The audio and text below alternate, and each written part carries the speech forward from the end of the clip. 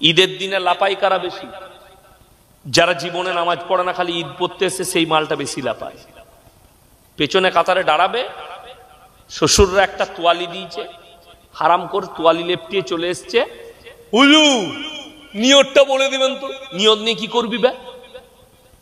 আত্তাহিয়াতু জানে না, দরুদ শরীফ জানে না, সানা জানে না, দোয়ায়ে মাসুরা জানে না, তসবি জানে না, খালি বলছে হুজুর নিয়তটা বলে দিবে। ঝাঁটা জুতো খাবি, কবরে যা। আমি যেখানে নামাজ পড়াই, একজন কানে কানে এসে বললে হুজুর নিয়তটা বলবেন। আমি বললাম আত্তাহিয়াতু জানিস? সানা জানিস? জি না। আমরা কিছু জানি না। বলে না। আমরা তুই খালি মাথা ঠোক তোর হয়ে যাবে, তোকে কিচ্ছু জানতে হবে না, নিয়তটাও করতে হবে না, তুই খালি মাথাটা ঠুকবি আমার সাথে সাথে। কত দুঃখ লাগে, নামাজই জানে না। যেমন আমাদের দেশে, আচ্ছা কেউ যদি জানাজার নামাজ ছেড়ে দেয় গুনাহ আছে? কোন মৌলবি যদি বলতে পারে গুনাহ আছে, আমি আর জীবনে বক্তব্য দেব না। কারুর যদি জানাজার নামাজ ছেড়ে যায় কোনো গুনাহ নাই, কিন্তু কোন লোক যদি জেনে সুঝে ফরজ নামাজ ছাড়ে গুনাহ আছে না নাই? গুনাহ কবিরা, বড় গুনাহ। আপনাকে দেখিয়ে দেব, জানাজার নামাজ হচ্ছে জোহরের পরে জানাজা হবে। যারা 5 ওয়াক্তের নামাজি তারা নামাজ পড়ছে, আর কিছু হারাম করে উজু করে দাঁড়িয়ে আছে, ও শুধু জানাজা পড়বে। ঠিক বললাম না ভুল বললাম? আমি বললি খারাপ বলবি, আমাকে যতই খারাপ বল, আমি যেটা বলছি এটা হক বলে যাচ্ছি। তোর ওই জানাজাটাই কোনো লাভ হবে না, কিচ্ছু জানিস না, কিন্তু খালি সেই দিনে কমপক্ষে মাথাটা ইমামের পেছনে ঠুকেলে, আল্লাহ কবুল করে নিলে সব জেনে যাবে। কথাটা বুঝতে পারেন? আপনার মানসিকতা তৈরি হলো আমি নামাজ পড়বো, তাহলে তুমি আস্তে আস্তে সব শিখে যাবে। খালি নিয়তটা করে তো ঢুকো। বেঈমান কাফের আপনার মাথায় চেপে বসেছে, আজকে কষ্ট ওইটাই লাগে।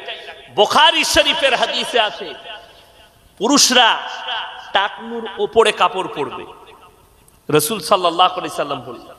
কিন্তু বেঈমান কাফেররা ঠান্ডা মাথায় কিভাবে কাজ করেছে দেখলেন? যতগুলো যুবকদের আমরা প্যান্ট কিনছি মার্কেটে, সব টাকনুর নিচে।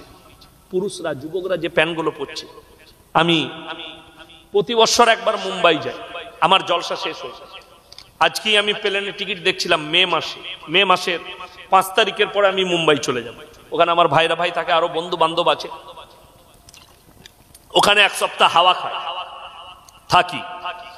তো আমি গত বছরে মুম্বাই যাচ্ছি, কলকাতা এয়ারপোর্টে দমদমে সকালবেলায় 8টার সময় বোর্ডিং পাস করাচ্ছে, তো লাইনে দাঁড়িয়ে আছে। আমার সামনে একটা বিহারিদের ছেলে, মুসলিমদের দাঁড়িয়ে আছে, এমন একটা প্যান্ট পরেছে পেছন থেকে মনে হচ্ছে খুলে পড়ে যাবে। আমি তাকে বললাম ভাইয়া থোড়া উপর কর লো না তো পিছে গড়বড় হয়ে যায়। সে তখন বলছে হযরত ये ডিজাইন, আমরা সালা ऐसा भी ডিজাইন का প্যান্ট निकाल चुका है। এরপর ভেবে দেখুন, এই ছেলেটা যে প্যান্টটা পরেছে, এই প্যান্ট পরে ই যদি মসজিদে নামাজ পড়তে যায়, তার পেছনে যে নামাজ পড়বে তার আর নামাজ হবে? ও তো সিজদায় গেলে পেছনে যে থাকবে সে আলী বাবার গুফা দেখতে পাবে, নামাজ শেষ। কথা বুঝতে পারেননি? নামাজ বরবাদ, হারাম হয়ে যাবে। ওই জন্যে আচ্ছা বলুন তো, প্রত্যেকটা স্কুলে ইউনিফর্ম আছে না নাই? কথা বলে না? প্রত্যেকটা কোম্পানির ইউনিফর্ম আছে না নাই? ইউনিফর্ম আছে। আর আপনি আল্লাহর ঘরে যাবেন, ইউনিফর্ম থাকতে হবে না? আল্লাহ ঘরে ইউনিফর্ম কি? লম্বা জামা। যদি বলেন হুজুর আমি চাকরি করি, কি হয়েছে? তোমার ব্যাগের ভেতরে একটা পাঞ্জাবি থাকবে, তুমি যখন নামাজ পড়বে খালি পাঞ্জাবিটা লাগিয়ে নামাজ পড়ে নিবে, যাতে তোমার কোমর না বেরিয়ে যায়, যাতে তোমার পাছা না বেরিয়ে যায়। এই লম্বা পাঞ্জাবি পরলে কিছু বেরোবার ভয় থাকবে? ভয় থাকবে না। শুনেলেন হে আমার যুবক, প্যান্টটা শুধুমাত্র নামাজের সময় গুটানোটাই ফরজ নয়, সুন্নত নয়, অল টাইম টাকনু